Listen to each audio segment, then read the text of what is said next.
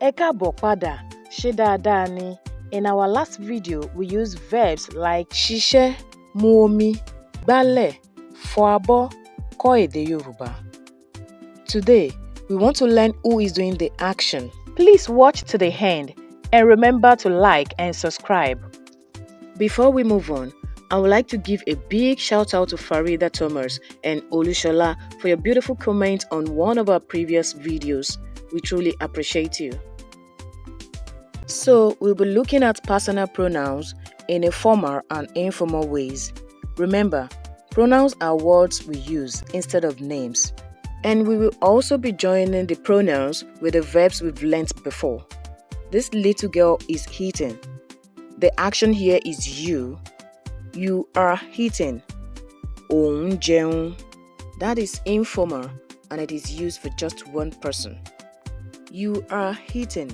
Ẹ̀ ń jẹun. This is formal and can also be used as plural.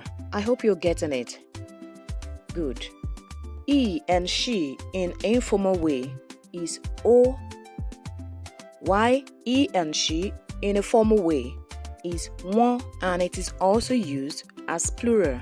So you can say ó ń sùn or wọ́n ń sùn. The next pronoun here is we, which is are. We are playing is à ń ṣeré. Can you say à ń ṣeré? Thank you. They are walking. Wọ́n ń ṣiṣẹ́. This is plural and it can also be used as formal. Are you getting it? So can you say wọ́n ń ṣiṣẹ́? That's good. Now your homework. Type one correct sentence different from the ones we've used today, using any one of these pronouns. Correct answers will get a shout out in the next video.